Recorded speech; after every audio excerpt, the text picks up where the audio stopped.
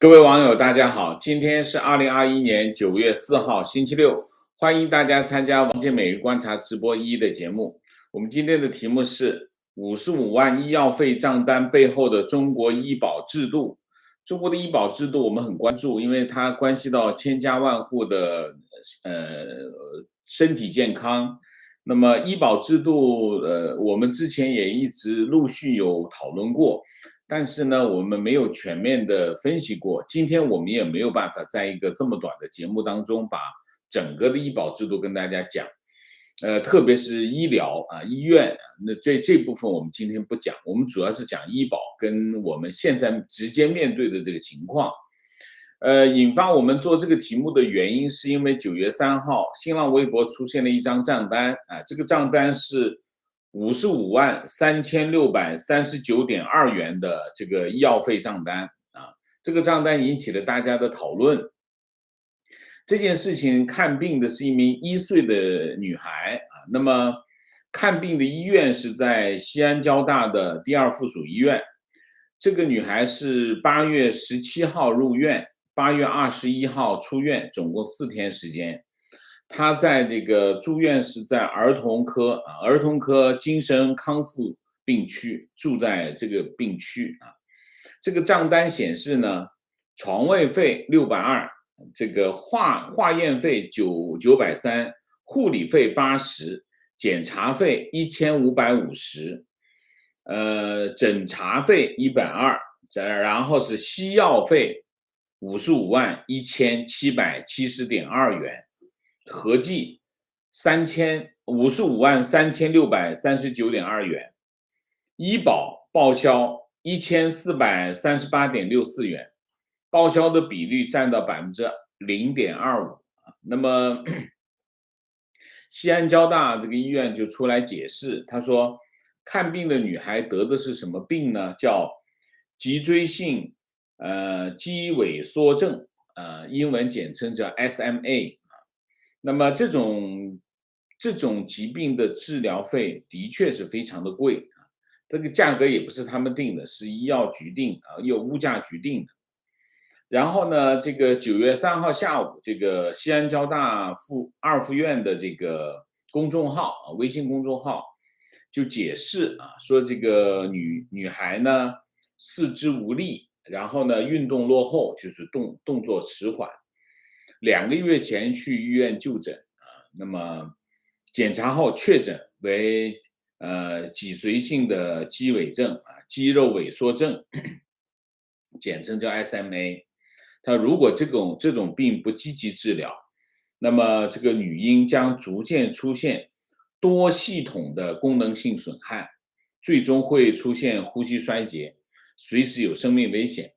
所以医生跟这个家长沟通之后，签署了知情同意，然后用的是诺西那生钠治疗啊。那么西安交大2附院是在2019年2月引入那个诺西那生钠，那么当时这个实现的，当时已经是叫什么零加成，就是成本价，用成本价，所以55万是他们的成本价。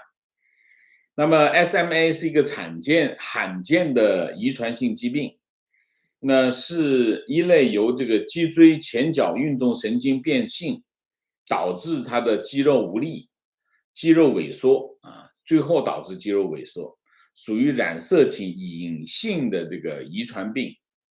那么临床并不少见啊，那么发病率大概是1/1000啊，那么被称为2岁以下婴幼儿的头号遗传病杀手啊。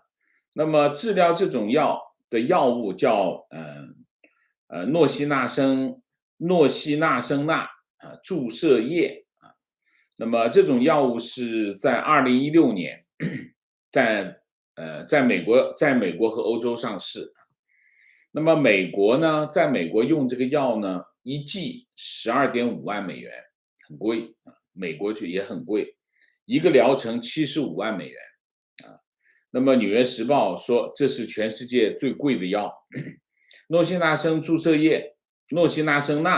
液，2019年4月28号在中国上市，成为中国首个治疗 SMA 的药物。那么在中国，这属于什么？自费药物啊，没有纳入医保，属于完全自费药物。注射液在国内的售价原来是69.7万，就是大数就是70万。那么这次呢，降价降到55万。患者第一年要注射6剂啊，第一年要注射6剂，也就是每2个月打一针。现在开始55万啊，之后每4个月打一针，年年如此啊。诺西那生钠注射液的收费问题不是这一次出现这个账单才讨论。去年的8月份，广东有一个这个脊髓性肌萎症，就是 SMA 的这个病患者的家长，向国家药监局提交了信息公开申请，希望了解诺西那生钠这个注射液的采购方式和国内的价格定价依据。那么神经科的医生介绍啊，说这个如果就单价而言，诺西那生钠注射液在中国的价格已经是全世界最低的了。生产诺西那生钠注射液的是美国的企业，叫博健啊，美国博健公司。美国博健公司说，诺西那生钠的单价是12.5万美元，折合人民币是87万。在澳洲政府采购的价格是一支是11万11万澳元，折合人民币是55万。也就是说，你可以看到啊，那么在中国的价格，这跟在澳洲的价格是一样的，都是很贵。那么为什么药物会这么贵啊？当然是首先是因为新药的这个研发风险非常高。那么它研发风险非常高，这是一个方面。另外一方面就是这种标靶性的药物呢，成本高，然后呢，它面对的这个患者的群体又比较小，所以呢，药企可能会亏损。那么2014年，中国取消了这个药品的最高限价。那么药品如果不纳入医保的话，那么就由企业自行定价。所以为什么价格会这么高？原因就在这里。那么去年6月份，诺西那生钠注射液在全球50个国家批准上市，有40个国家纳入医疗保险，病人可以通过这个报销啊，通过保险公司报销。以澳洲为例，澳大利亚为例，注射液的政府采购价是11万澳元，患者只需要付多少钱呢？41澳元，也就是折合人民币197块，不到200块钱。那么如果你有这个保险，有这样的福利保险的话，那基本上你掏200块钱就没有负担。那么为什么这种药没有纳入中国的医保？那么去年8月份，博健公司就是这个诺西那生钠的这个生产企业，他当时去年8月份，他接受记者采访的时候说，他说他们公司已经向国家医保局提交了诺西那生钠的资料啊。那如果药品通过了专家评审，就可以进入医保谈判的环节。那也就是说，他现在还没有进入医保谈判的环节。那么我们这里面我们就要讲讲政治，因为跟人民的生活健康有关的事情，是一个国家最大的政治啊。那么习近平在他第2个执政任期的时候，他开始喊一个口号，叫以人民为中心。那么大会小会上都讲以人民为中心。那么而且当然，中共说他的执政宗旨是执政为民，但是他做到了吗？你看一下啊，一个这样的我们叫脊髓性肌萎症啊，是一个罕见病，但是也并没有那么罕见。其实1/1000，你想想，中国有这么多孩子啊，那么一针要55万啊，患者第一年要打6针啊，也就是第一年要打6针的话，意味着第一年他就花330万，然后之后每年要花160万。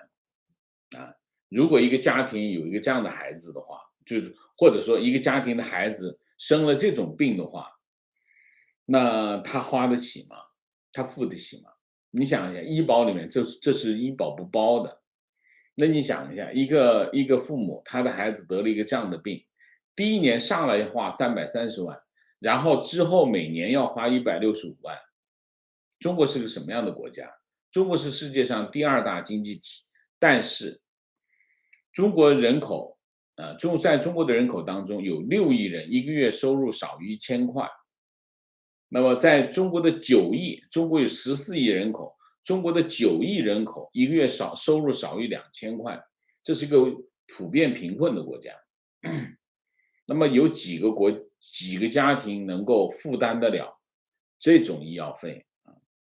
如果医保不能提供这种级别的医疗保障，那么这些病孩的父母除了肝肠寸断的把孩子抱回家，没有其他的选择。所以我们一再看到在网上，在医院的门口看到一个什么场景，就是病患没钱了，然后只能放弃治疗，回家等死。啊，这不是没有药，也不是这个病治不好，是因为没有钱。这个世界上没有比这个更加残忍、更加可怜的事情。而每一天，如果你把中国这么大的国家拉进来看，每一天都在上演这种悲剧的国家，吹嘘什么大国崛起啊？那你想，我为什么要讲政治？一个喊着以人民为中心的口号，以执政为民为宗旨的政党，如果这件事情在这个国家发生，除了欺骗没有别的含义。那么为什么作为一个这么大的经济体，中国是第2大经济体，中国人很骄傲在这件事情上，但是为什么在医疗的问题上，中国人那么痛苦呢？我们来看数据啊，数据说话。2019年，我们不说去年，去年是疫情。2019年，中国卫生总开支是65200亿啊，占 GDP 的6.58%。那么同期呢，美国是多少？美国是17.1。我有很多数据，我只验比较有代表性的。美国17.1，德国11.2，日本10.9，加拿大10.6，英国9.6，澳大利亚9.2。也就是说，在这些西方发达国家当中，中国呢占美国的38%，占日本的60%。中国医药的卫生支出是少的啊，是比较少。比较少的原因是什么？当然，首先是老百姓比较穷啊。那么其次什么？其次政府承担比较少。政府是怎么承担的啊？在中国的卫生支出当中，总支出当中，政府只支出了26.7%啊。那么社会卫生支出讲的是什么？个人支出是28.4%啊，看得过去是个人支出并不多，但是它有一个社会支出，社会支出讲的是商业保险、社会办医和社会捐助。那其实这些还是老百姓给的钱，所以其实政府给了26.7%，然后剩下其实都是老百姓给的钱。你对比一下美国政府支出28%，保险支出42%，然后自费27%啊。那意大利政府支出48%，社会保险支出52%。台湾啊，这中国经常嘲笑要武统台湾，为什么要武统台湾？你看台湾是什么情况？政府支出64%，民众自付36%。啊，你看，在台湾的情况比中国好100倍啊，这不是重点，这还不是重点。我们说中国政府的承担比较少，这不是重点，重点在哪里？重点是政府支出的分布啊。中国政府的医疗支出的分布，80%，用在什么呢？用在850万厅级以上党政干部、党政官员群体身上啊，包括什么呢？包括中国的处级干部啊，处级或者处级以上的干部啊，有30万的医疗费报销啊，全家可以用啊。然后呢，这个退休高干40万套，中国有40万套高干病房，每年要花500多亿啊。那现在已经不止了，这个已经是10年前的数字了。我相信这个500多亿可能会变成1000多、1、2000亿都不一定啊。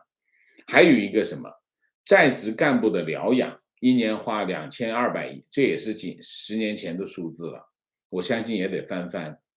所以呢，剩下的20%啊，大概剩下20%用来覆盖14亿的老百姓，当然14亿这是假的，没有14亿，大概12、13亿啊。平均我用14亿算，平均每人每年928块钱，这就是为什么大家在医保抠搜索，为什么？就是不能给你报啊。那么这就是为什么医保报销这么少的原因啊。国家医疗保障局6月8号公布全国这个医疗保障事业的统计公报啊，我念几个数字啊。2020年全国基本医疗保险人数参保人数13.61亿人，参保率95%以上，谁都逃不掉。不过这数字参假，为什么？中国没那么多人啊，这个数字是假的啊。这第一，第二，医保总收入2亿4800万，占 GDP 的比重是2.4。你看他收入多少钱？收了很多钱。支出是2亿1000万啊，增长0.9%，占 GDP 是2.1%。那么医保政策范围内住院费基本支出70%，这个数字呢看得去还不错，但其实这是骗人。为什么？住院费这个费用呢，其实呢是个假概念。你看一下住院费，你看刚刚那个账单，你就知道，住院费里面主要的并不是住院费，其实是医药费和治疗费，那个不在住院费里面。所以他说报销70%，大概你看这55万的账单里面，其实住院费是非常小的比例啊。所以看上去报销率很高，其实中间很多陷阱。在住院费当中，在医药费当中，我其实核心的是医药费啊。医药费根据基本医疗保险药品目录啊，那么分成什么呢？甲、乙、丙3类啊，这里面是有坑的啊，讲给大家听，坑是什么？甲类全报，总共有600种。医保的目录名单里面，就医药费里面，甲类是600种，全报啊。乙类报70%到90%，2300种啊。剩下的是丙类，丙类是不能报销的，自费，总共多少？19万。这个执政为民啊，执政为民，人民为中心啊，人民为中心。这19万种药全部是自费，不能报销的。这里面包括什么呢？包括这个皮炎湿疹这种小毛病，常见药它都不报啊。还有什么呢？包括治疗癌症、心血管疾病等重大疾病啊，这或者是慢性病的特效药、标靶药都是不能报的。进口药，还有这个进口药未确定疗效的药不予补助，其实是没有过他的那个专家评审，全部是自费。所以你就通过这个，你就会看到为什么中国的医保报销率那么低。医保报销率的低的结果是什么？就是我们一开始的前面这一幕啊，家里有人生一场大病，然后就出现了什么？你就收到了一张天价的医药费账单啊，那么要么你就倾家荡产，甚至你倾家荡产都没有办法，你要么就最终还是放弃治疗，因为你没有那么多钱。这就是中国普通老百姓面对的情况。有句话，中国特定的词，这种词只有在中国用得上，叫什么？因病返贫。什么意思？就辛辛苦苦的爬上来啊，就是家里原来很穷，辛辛苦苦拼了老命挣点小钱，至少脱离了赤贫的状态。他讲的这个贫，不是我们讲的平时讲的穷，不是，讲的是赤贫。那么，好，我现在能够吃饱饭，生一场病，返贫讲的是什么？不是你很穷，不是的，穷你还能过。他讲的这个贫是赤贫，是根本过不了，没饭吃。所以这个词在中国特定只能用在中国。那么这件事情反映的是什么？反映的是中国的现有的医保制度的失败。大家还记得啊？之前刚刚结束的这个东京奥运会，有个跳水女将啊，14岁的全红婵跳水冠军啊。那么她自己讲，她说她练习跳水拿金牌就是为了干什么？为给了妈妈治病，为给她的祖父治病。可见什么？可见这件事情在中国是多么的普遍。为什么？因为这么难得到一个金牌的奥运冠军，他都要面对这个问题，说明这件事情是多么的普遍。健康医疗已经成为中国人民头上的一座大山。一个政府不能在医疗和教育这两种跟人民生活、生命发展直接相关的事情上做出担当，说明什么？说明这个政府不是人民的政府。人民要推翻这种政府，建立以民主政治为基础的政府。我还是那句话，民主不能当饭吃，但是没有民主，你病死了也没人管。这就是我们现在今天的主题要讲的话。好吧，那我们就先做一个话题准备。话题准备之后呢，就请大家上来轮麦。那我们今天因为是3个平台，Amy 请就是我们提醒大家上来发言1分钟啊。那么也请这个 YouTube 平台上的网友呢也发表你的观点，那也尽量的简短，好吗？那我们现在开始从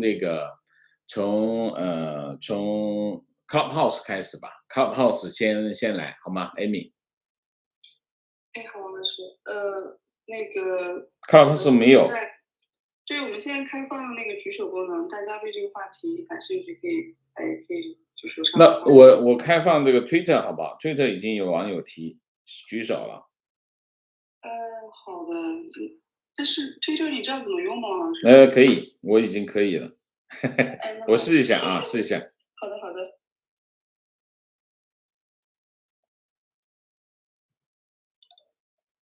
自由，请你发言好吗？自由，请你开麦。好的，王老师，你好。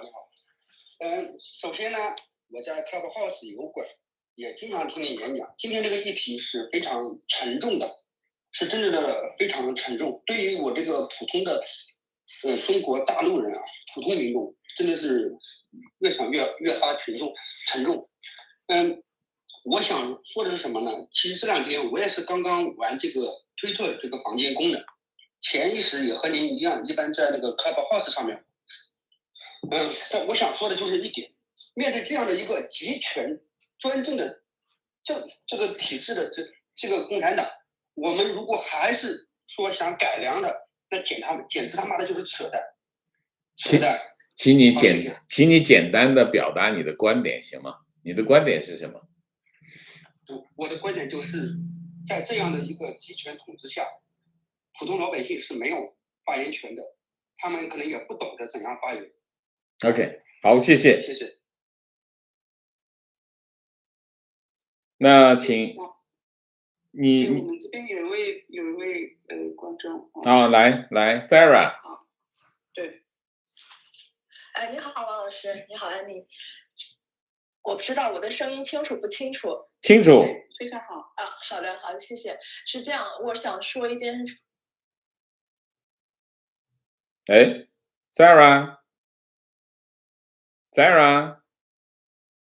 说他也是定期的出血，但是呢，现在血液非常的紧张，然后他就非得让亲人给献血，然后才能给我妈妈输血。我10几年前的时候就献过一次血，他们说现在不可以用。当时的时候我都懵了，因为周围只有我哥哥可以去献，直系亲属嘛。然后我哥哥又那个糖尿病刚刚查出来的，逼得我哥哥没有办法去血站献血的时候，血站正有一个人在那儿等着，在门口等着，蹲在那儿等着，因为他的亲人也需要用血，他的家人没有一个人的血是合格的，他就等着在那买血。然后我哥哥去了的时候，见到我哥哥简直就像见到了救命稻草一样。然后我哥哥说：“对不起，我是给我们家老人来献血的。”但是去了以后，我哥哥的血是不合格的，因为他有糖尿病。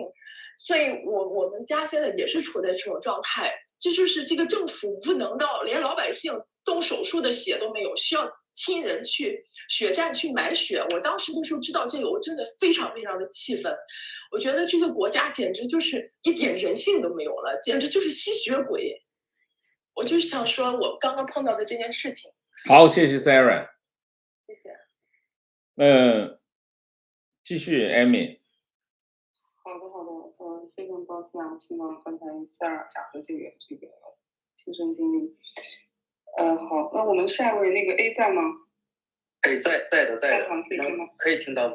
听到。可以。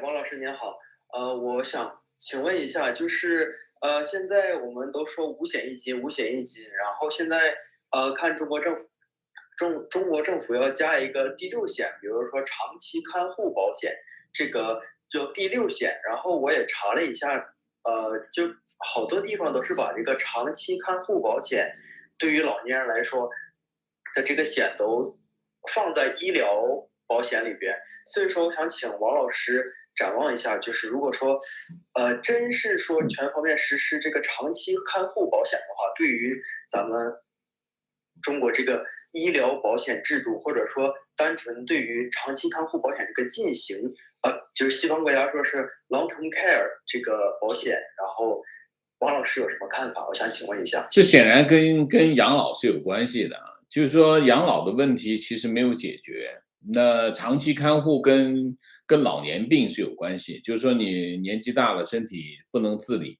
那需要长期看护，这其实是养老的一部分。那么养老一部分，他把它放到什么？如果他把，我不知道你说的是不是对的啊？就是他如果他把它放到医保里面去的话，意味着什么？意味着他把养老跟医疗把它混在一起，这是很危险的。为什么？大家知道医疗是一块，养老是另外一块，养老是另外一块的这个社会福利。如果你把两件事情混在一起的话，意味着什么？你会让这两件事情分不清楚，因为老人也会生病，然后你又把他看护又放在这个医疗保险里面，那你医疗其实医保现在已经不堪重负了。那当然，现在中国的养老问题也没有解决，养老制度是处于一个完全没有系统性安排的一件事情，所以它急救章，这是一个急救章的行为。还是那个问题嘛，就是从一开始他就没有认真去管理这个国家，所以这个国家管得很烂。就像刚才那个网友说的，这个医生医院连这个病人做手术的血都没有，这是什么管理水平啊？这就是习近平天天吹嘘的什么治国理政啊，就这个水平啊，所以。前景非常的不好。其实为什么？因为中国已经进入老龄化社会，但是中国对养老的制度还没有建立起来，这是非常可怕的一个前景啊，好吧？好的，谢谢王老师。谢谢。然后我想我再插最后一句，不好意思，就是说如果各位网友有兴趣对自己父母的话，现在中国有15个城市试点城市，都是那种省会或者地级城市，然后在试行。如果朋友们有兴趣的话，可以自己查一下，谢谢。好的，谢谢，谢谢 A。我们下一位 Alan 在吗？在的，让大家能不能听清？可以的。好的，其实我想到这个医疗保险其实是3个点，第一个点就像王老师讲到的，就是首先是这个医疗保险的分配不公不均问题，然后这个王老师讲述的非常的清晰，然后第二个问题呢，实际上是这个医疗保险在这个中国的实际上它的就是说是一种强买啊，就是不选择的这么一个状态。因为实际上社会上有很多的其他的商业保险，其实他们的条件、他们的价格实际上都要优于这个公共性的医疗保险。所以但是实际上中国靠这个它的社会福利制度，包括买房买车相关的上学，实际上全部都要跟这个所谓的这个五险一金社会的社保全部都挂钩。但实际上中国的社保又基本上管不了什么事儿，它的这个对人的这个保障性是非常低的，这是第二点。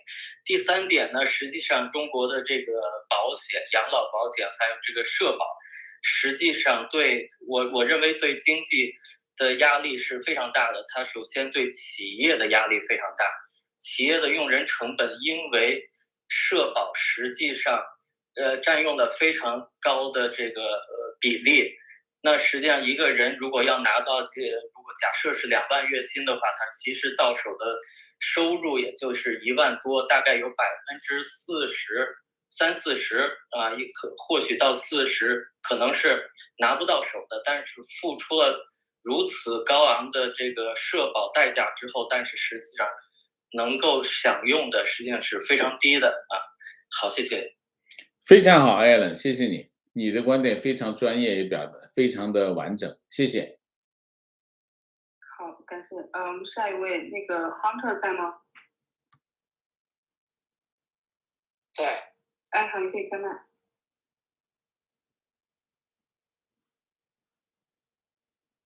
哎 ，Hunter， 你是不小心把麦关了吗？哎，好，你可以开麦。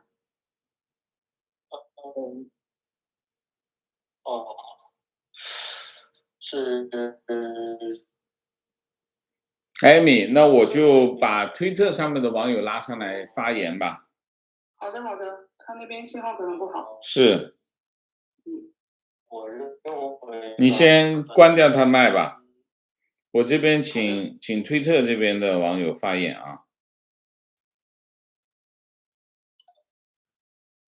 东乡兄，你发言吧，开麦吧。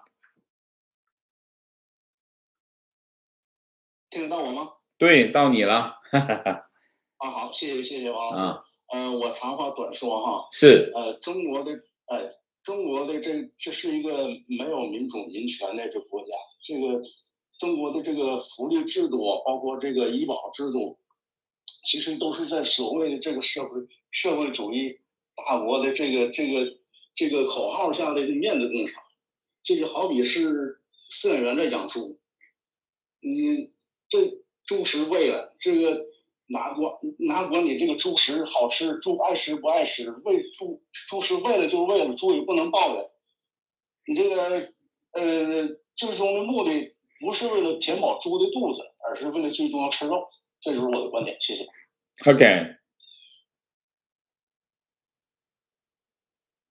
请张发言好吗？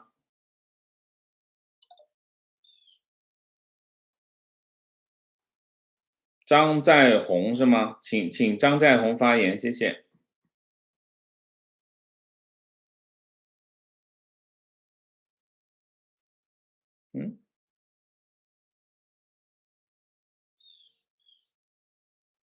请张在红发言，听得到吗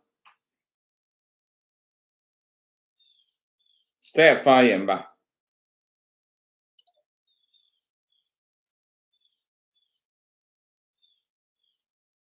听得到吗？好像推测还是不是很可以吗？发言可以吗？来了吗？哎，我为什么点不开呢？啊可以了吗，Step 来吧。 ？OK，那个非常感谢王先生，这是我啊那个首次发言。啊，我大致简单讲一下我的看法吧。因为对于医保来讲的话呢，可能跟社保是类似的，因为可能会我的个人观点是，就是说把它当做这个政府的这种税负成本来看的话呢，可能会更合理一点。因为在中国的话呢，五险一金从来就不是一种就是说所谓的社会福利，更多的是政府的这种变相的一种财税扩张的一种策略而已。从这个西安的这次的这个实际的一个医疗费用的一个实际的报销比例来看，可以看得更清楚，更多的是为了补贴这种政府官员的一种手段而已。所以说，在经济下行的这种情况下面的话呢，可能未来的话呢，这样的一个持续的费用支出，有可能会导致政府的一个财政变相枯竭。这是我的发言。好，谢谢。张可以了吗？那我再请林说了上来好吗？请林上来发言好吗？我现在可以说了吗？可以，您讲。是这样的，这个医保制度啊，我觉得真的就没有必要再去聊了，真的，我觉得都是在做套。我今天聊一个跟医保相关的一个爆炸性的新闻，那就是网易已经出来了，就是那个疫苗的副作用。我不知道你们在座的谁打了疫苗了。我们今天讨论还是讨论我们的医保制度吧。疫苗的问题我们另外开房间谈好吗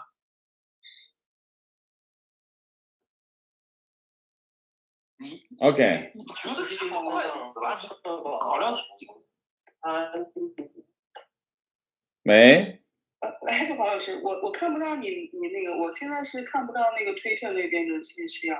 看不到推特信息是吧？对对对。我再开一个人，让他发完言，其他的我就开始 YouTube 上面的，因为 YouTube 上面已经有很多网友已经发言了，好吗？好的。樊先生，你来吧，樊先生，你可以发言了。樊先生。你好。来吧，到你了。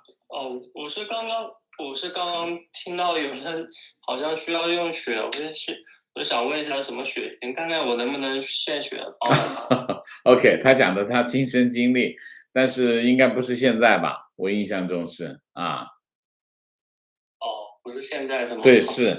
OK 没事。OK， 那行，那我就现在就推特上面的发言我就到这里吧。然后我就开始这个 YouTube 上面的评论啊。欢迎 Patreon 会员，欢迎订阅 Patreon 的会员。这是 Patreon 上面的网友的观点。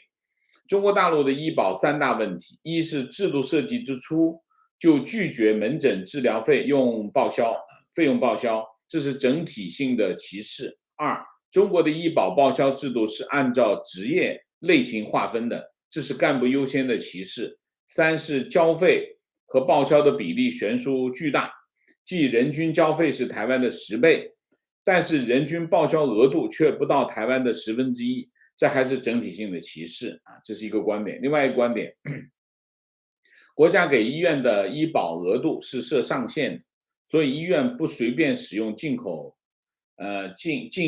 医保的贵药，怕占用额度。医保并不是医保，而只是一个有限度的钱库而已应该叫台账制度那么花完了就没有了，需要再报也没得报，医院也不愿意接待重病治愈率低的病人，占用床位，消费不高，还拉高死亡率，逼得医生在制度下变成了贩卖专业医术的商人。这说的非常的对，这个制度其实是把这个医生逼成了一个贩卖医术的商人观点，国内医保本身是个骗局说几个我在临床上碰到的情况。一种效果好的进口口服化疗药物叫卡贝他宾，被踢出医保目录，转而被国产药物取代。很多患者口服后副作用反应比以往明显增加。2，减少或者限制部分药物适应症，如果患者想用，只能选择自费使用。要是医生开医嘱时选择了医保报销，那么结算后医生自己买单。第三，强制要求医生对国产药物使用比例。医院通知进口药只有一定级别或者职务可以使用，其他一律使用国产药代替，这就罔顾国民的身体健康啊，这是罔顾国体，就是保障国企的利益啊，这就是情况。我在国内做医生时，国内医保全保职工个人，不报家属和孩子，更不用说农民和打工了。在3线城市见到许多孩子因为几十万甚至几万块钱的医药费被父母放弃了，太悲惨。观点：从80的社会医疗费用花在高干身上就可以看出，中国是一个彻头彻尾的阶级社会。一个对中产家庭来说，小病小痛的花费根本不算事儿，真正让他们感到痛的是诸如癌症之类的大花销项目，而中国的医保系统就是不解决这个问题。中国政府是世界上最有钱的政府，宁肯把财政花在维稳上，也不愿意给普通家庭兜底，这让这些家庭因病返贫。建议有能力还是买商业大病保险吧，比医保靠谱得多，非常对。观点：只要双轨制不取消，中国的社保和医保就是一个庞氏骗局。情况：我父亲突发脑梗，当地医院无法查明病因，瘫痪了1个星期。我强行要求转院，家里也找了关系，因为医院不同意无法医保报销。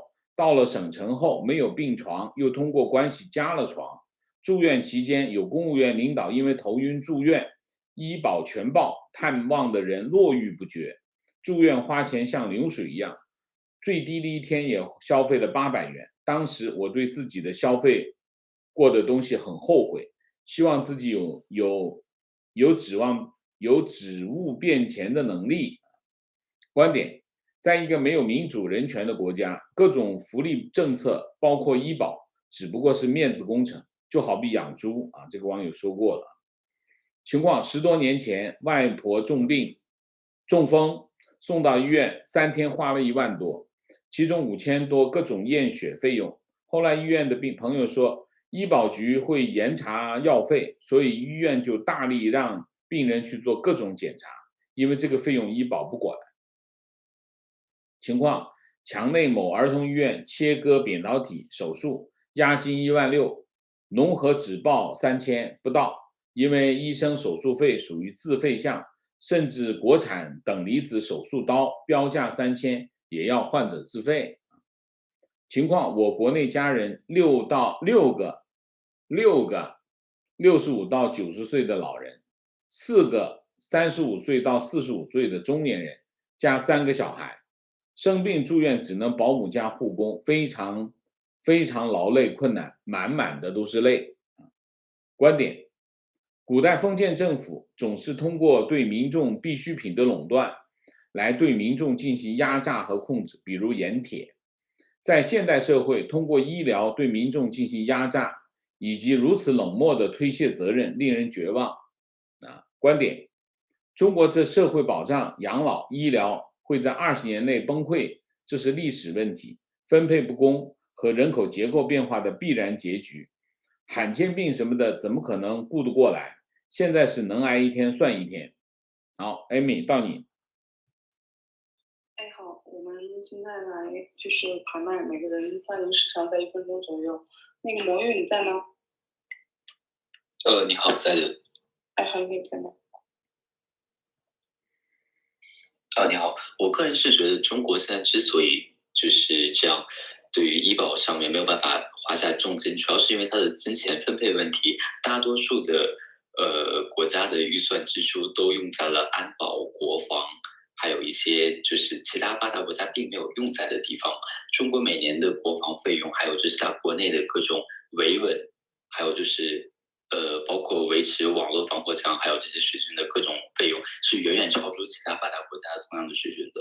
所以就包括无论是加拿大、日本还是欧洲、澳大利亚这些大多数的国家里面，它的至少30%以上的就是国家支出费用是出在这个社会福利上的，而中国在这点上是做不到的。这也是我为什么觉得就是像您刚才讲的这个医保报销的只有很少一部分才能够报销的问题，还有就是大多数的罕见病，它既然是罕见病，也就是说感染这个病患的人其实它的实际数量是很少的，比例是很少的，比例很少，也就意味着并不会得到社会的太多的关注。所以说既然在社会上得不到反响，所以中国的政府应该不会去重视，这是我的想法。谢谢。非常对啊，其实越是罕见病，政府应该越要兜底。为什么？因为罕见病嘛，案例应该不多，案例不多的话，那政府应该去兜底，因为你越罕见病，那证明什么？这种药一定是越贵，因为你想一下，你一种药可以卖很多很多种，很多个体的话，你的成本一定会便宜啊。但是如果你的这个患者人数越少，那我的单价会越贵。所以政府应该在这个领域，越是我们不说别的，我们就罕见病这一块，既然它是罕见病，个案不会太多，那政府应该去兜底。但是政府没有兜底，为什么？因为他不想兜底，或者我们翻过来讲，这件事情就是他不兜底也没事儿啊，这是核心的问题。所以为什么我们要讨论这个议题？核心的问题就是我们要了解为什么中国的报销率这么低，为什么会有那么多人抱着孩子离开医院放弃治疗，并不是治不好，也并不是没有药，是没有钱啊。OK， Amy。哎，好，下位那个阿三你在吗？在。哎，好。我有2个问题向王健老师提问。第一个是这个大病保障制度在中国来说有什么用吗？另外一个是就是经常中国人会诟病说美国的医疗保障也不怎么样，添加医疗账单啊什么。那中美的医保制度您有时间或者兴趣就对比一下吗？好，谢谢，我问完了。我这好大的题目，今天讲不过来吧？好的，那你讲第一个吧。大病的这个保险制度呢，其实现在的问题是什么？现在的问题是，它没有那么多钱。其实讲到底是什么？讲到底就是资源的问题啊。那么资源，刚才前面那个网友说的其实有一定的道理，就是说，当你发现你的资源不足的时候，你先保障哪一部分？其实这个问题是全世界都要面对的问题。就是第一个，我们准备在这件事情花多少钱？如果我的钱不够的时候，我怎么办？那现在你看到中国发生的情况是，钱不够的地方我就不管了，这中国政府的事情。然后呢，它现在有一个新的叫大病保障制度，大病保障制度就是可以你的另外再掏钱，大概是一个这样的概念。那么这个概念解决了问题吗？没有解决。没有解决现在就是医疗保障不足的问题，这是核心的问题，好吗？所以我们还是，我没有完全展开这个问题，因为这个问题还是有点复杂，因为涉及的领域更广，就是如果我们要讲到重病的话，因为其实它更复杂一点，好吗？好，谢谢王健老师。是，谢谢。好，下一位 Lisa 在吗？大家好，在。我刚进来哈，看到这个话题，我也想起了。你看，最近几年那个朋友圈都是那什么水滴筹、什么重大疾病的，反正现在就是说，你不管有没有医保，他有一些药能救命的，他都不归纳医保了。就别说普通的老百姓买不起医保那一类人了，你去到医院，现在医院就是这样的，你交给医院多少钱，他在电脑里面规定了，你就赚这么多钱。如果你今天的医药费是500，你账单你账户只剩下300、200或者490块也好，医院就马上给你停药的，没有救死扶伤的。就是说我在这几年我看到的很多都是这样。我也曾经问过医院那个护士，我说你为什么停药？因为我妈妈试过一次糖尿病，今天的药费是420块钱，我的给她充了5000块，就算减了住院了，就变成395块钱，就差那么20-30块钱就给你停药了。那我就把手头上的工作就放下来，我赶到医院充药费嘛。那我就问那个护士，我说你为什么给老人家停药停治，就那么几十块钱？我说你就算你医院开了药给他，是吧？几十块钱，什么时候我都可以给你补上，你也挣了不低于30块钱的药。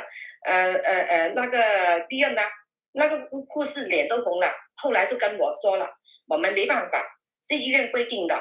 如果说医生给你妈妈治病了，开药了，我们护士医生都要受到惩罚的，都要罚奖金罚钱的。那你说这个制度是什么制度？那我妈妈还有医保的啦。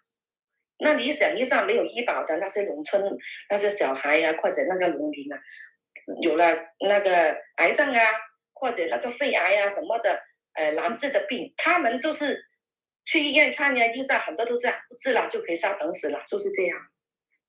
我说的就是以上这一点。说得很好，这是中国的真实的情况。中国现在的医院已经把这些医生逼成了这样的一个状况，所以在医院其实最需要的是什么？医院最需要的是人性嘛。那现在医院表现出来的是没有人性。Amy， 我再读一下 YouTube 上面的观点好吗？好。情况，我是国内的医生，现在由于医保资金不足，医院大方向上要求患者尽量在门诊治疗，因为门诊不占用医保资金，是患者自己掏钱，所以有一部分需要住院老是住不进去的医院，原因就在这里，理解吗？为什么医保资金不足？医保资金就拿去干别的了，或者医保本来就有漏洞，就是有窟窿，就是当年这个公务员进来的时候，他本来就带着窟窿进来，所以医保很多地方现在医保资金不足，因为医保的滚存的问题，包括有一些省份它的老龄化的程度比较高然后它或者是它人口外流的情况比较严重，比如东北年轻人跑到南方去打工，年轻人跑掉了，交医保的人少，他的医保就出现窟窿所以甚至黑龙江甚至有医院倒闭，是因为医保给他钱，很多医院是医保给他钱结账，医保没办法给他结账，那么医院怎么办？医院就只能想办法做这个自费的病人，就是刚才这个网友说的，费用患者自己掏钱的治疗，那么在门诊治，就这样的情况。观点，国内医院的过度医疗也需要关注。自己孩子住院1期，治疗每天输液14瓶，10天出院，2期同样的情况，找了副院长，每天就3瓶，然后3天出院，过度治疗加上医保报销的漏洞，感觉医院就是人命榨取现金价值的机器。医院这一块我们讲的少，因为医院是个更庞大的体系，它的问题更严重。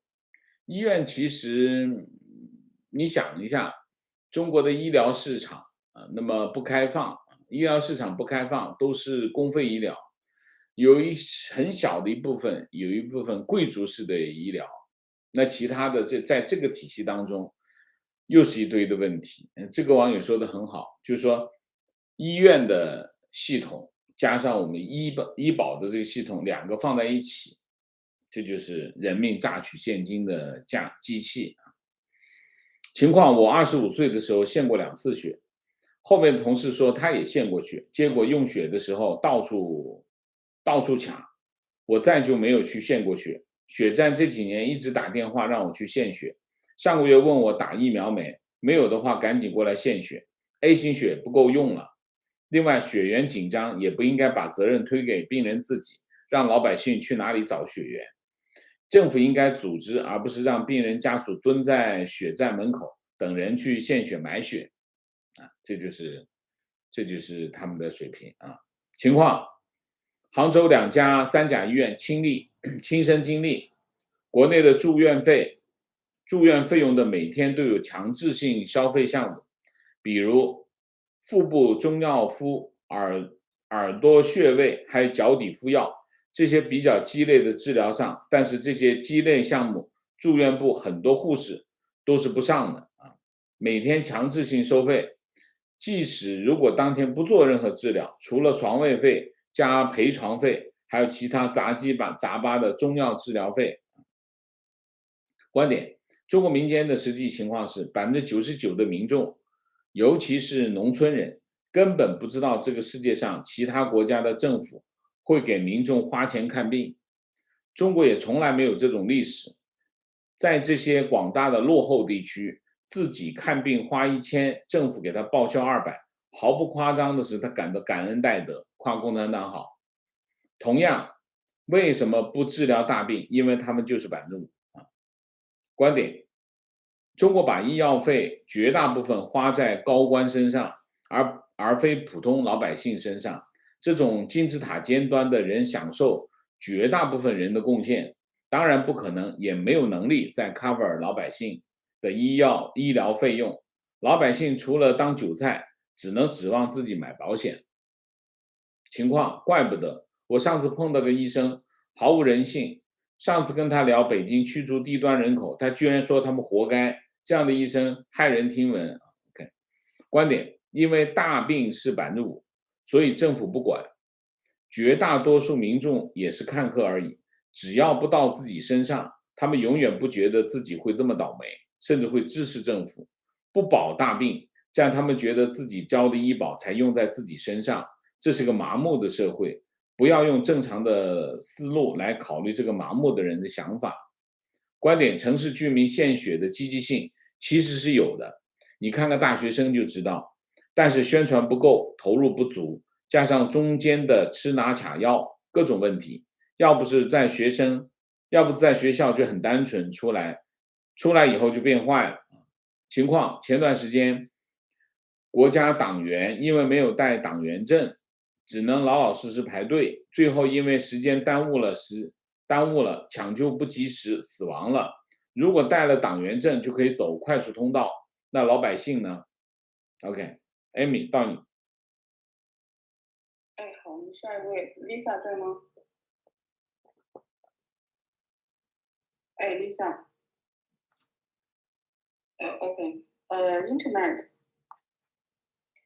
那个谢谢王先生，谢谢王先生，谢谢艾米。那个王先生，我不知道，就是说，对这个医保制度呢，肯定国内做得很不错，但这件事情不知道后续的发展，您是否了解？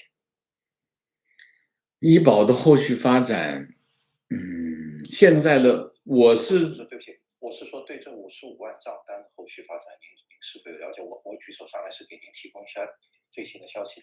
您说最新消息我不知道，有最新消息吗？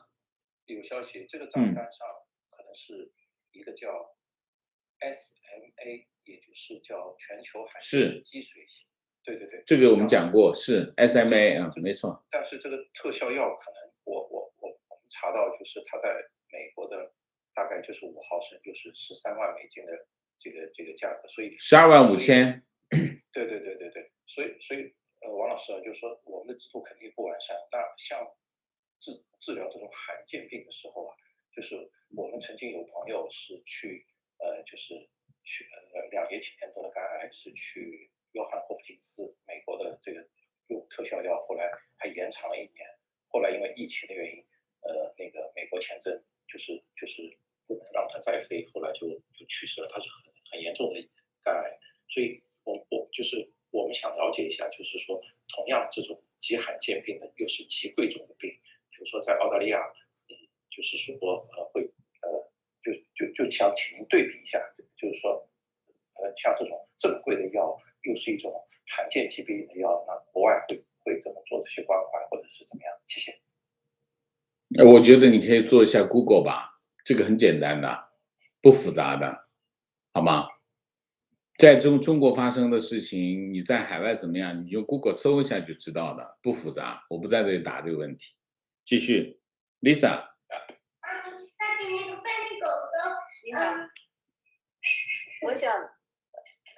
我想说一些就是情况吧，包括这个医保制度，还有一部分是康复的治疗，因为我的家里人呢中风以后，当他结束完治疗以后，还有一段时间要做康复啊，手啊脚啊的移动。那么我在陪护我们家里人在康复病房的时候，我就发现了大量的，比如说由于车祸呀，由于其他各种各样的原因，需要康复的这些病人嘛，年轻也有，也不都是老年人，也不都是有年轻人，有老人，有小孩，各种各样的情况，需要经过治疗以后。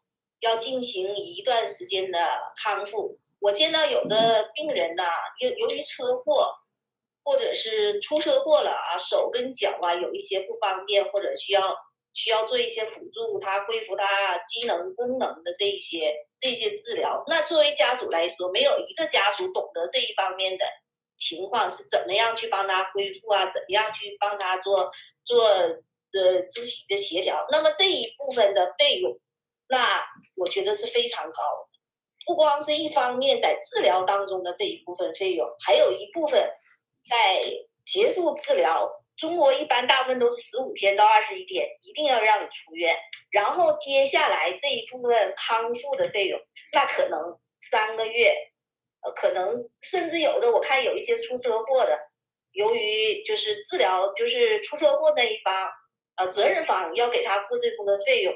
那他在医院可以住1年，因为他没康复过来，还有好多就是说话不方便呐，还有肢体有问题，就类似于这种情况了。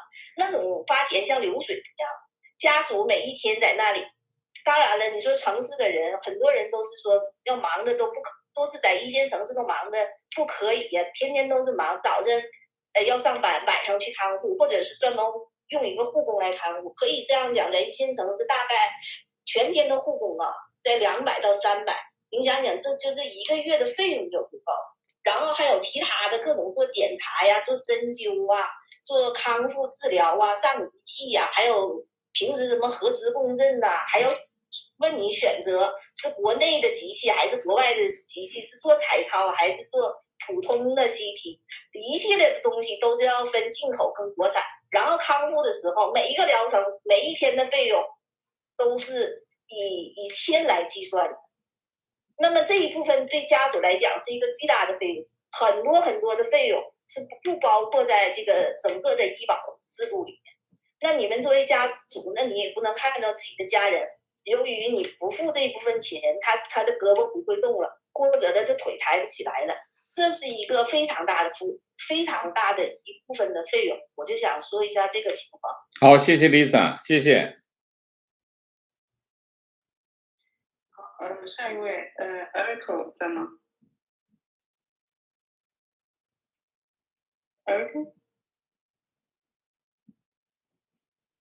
？Erica， 那我请这个不好意思，我刚才那个把自己 mute 了，现在大家能听见吗？可以，你说啊。大家好，我看到这个标题，我就想到王老师之前在 YouTube 的时候曾经介绍过你的朋友拍摄的一部纪录片，叫《生门》。是。那里头讲到很多到了那个医院的产妇都是有很多问题的，我就能够看到太触目惊心了，5000块钱还是借遍了全村。那么再结合中国现在这个鼓励生育的政策，这两者之间是很大的反差和讽刺的。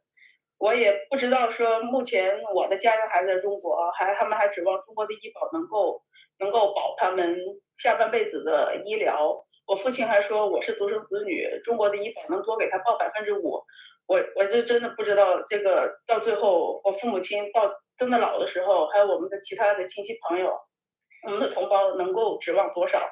然后再加上之前如果大家没看过那个生门这个纪录片的，可以去看一下。当时我在 YouTube 上看的，有非常多的网友都不是大陆华人，所以他们非常的奇怪，为什么医生上来就问你有多少钱，你准备了多少钱，你能负担起多少钱，你的预算是多少钱？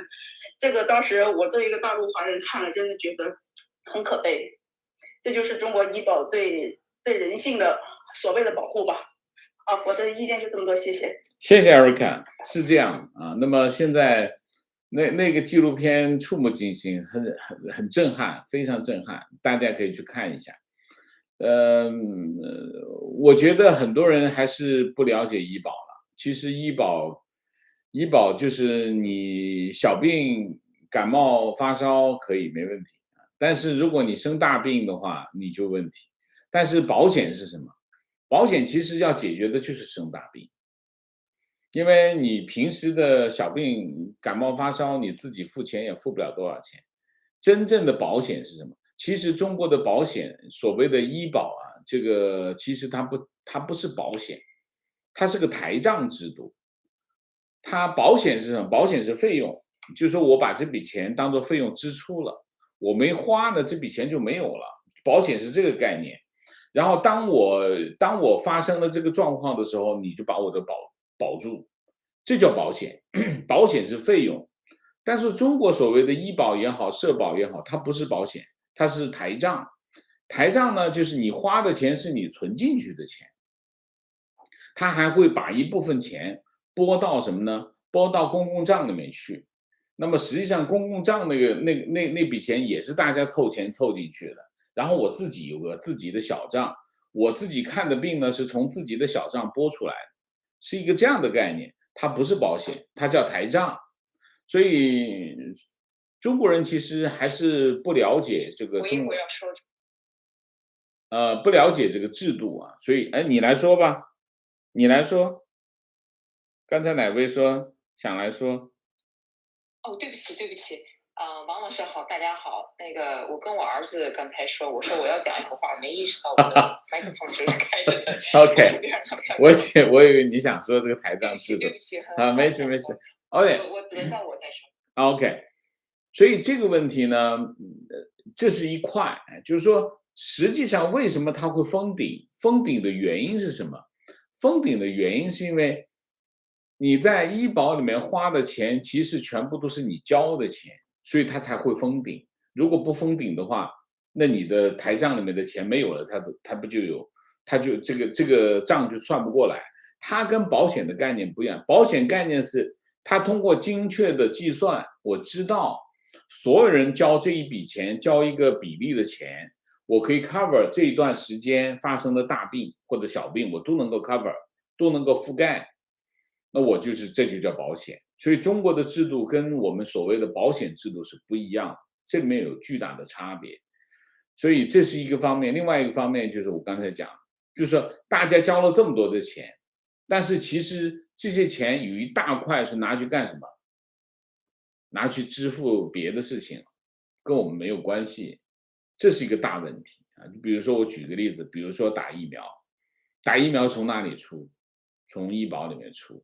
医保出多少？医保出70%，中央政府出30%，西部地区多一点，西部地区就是出50%，地方政府就是医保出50%，中央政府出50%，中部地区中央政府出40%，医保出60%，东部地区3七开，这个概念。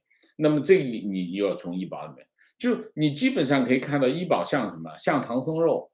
每个人政府这个医保攥在谁手里？政府手里，他想用的时候他就用了。所以为什么刚才有网友说，有些地区医保的资金不足，其实医保就出了窟窿。那么所以呢，他钱就给不了医院，给不了医院怎么办？医院如果继续开医保里面的费用的话，他收不到钱，他就要倒闭。那怎么办？他就看门诊，尽量的在门诊看完，那你就全部自费。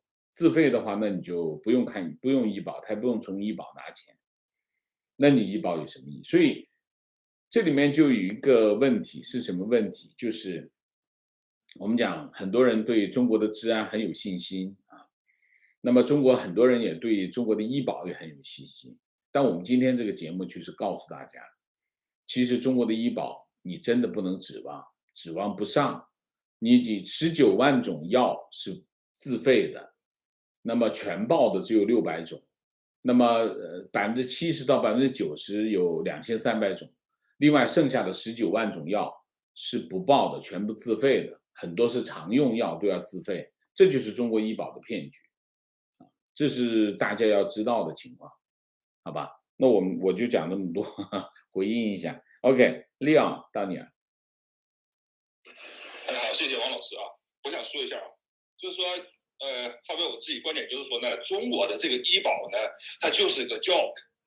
我想怎么说这个意思呢？就是说我现在是在一个欧洲的一个国家，欧洲很多国家呢都是这个免费医疗，很多国家不需要买保险。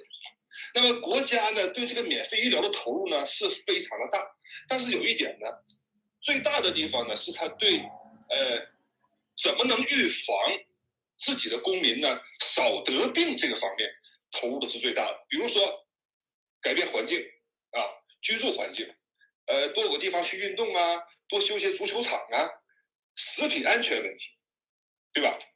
还有就是什么水的这个饮用水的这些安全问题，等等等等的方面，就是避免呢这个人呢少去得病。那么这样呢，公民呢就会少去医院，政府呢在医疗这个地方呢花费呢就会减少。所以中国的这个整个的医疗制度呢，它就是一个体现出这个执政党啊、执政政府的一个无能的一个地方。比如说举个例子啊，中国呢，经过统计啊，55%的成年人男人抽烟，是全世界呢抽烟人数呢最多的国家。每年死于或者是间接抽烟也好啊，死于这个跟吸烟有关疾病的人呢，大概在50万人左右，非常大的一个数量。那么你可以说了啊，那能不能把烟提高这个税收，让人少去抽烟，不就少得病吗？对不对？那这样少去医院的话，那中国的医疗这个投入不就减少了吗？但是中国政府为什么不去做呢？因为他说啊，你抽烟人也交了很高的税，这也是中国的一个最大的一块收入，所以这是一个非常自相矛盾的地方。这是香烟，还有包括酒类，对不对？喝白酒，中国随便人随便都可以去买这些高度的白酒，就等等等等问题，是它一个整个的一个体制的一个无能，对治理这个国家非常无能的一个体现。所以他现在搞的这个医疗保险制度，根本上就是另外一种割韭菜的一种方式。我说完了，谢谢。好，谢谢亮啊，艾米，我们这个时间就到了，我先把这个 YouTube 的平台结束，好吗？好。各位网友大家好，那我们今天的节目就到这里，感谢大家的参与，我们下个节目再见啊！再见之前，请大家点赞，请新来的网友订阅，请大家加入我们的会员，支持我们做更好的节目。那么我们今天的节目就这样，谢谢。那么我们现在这个 YouTube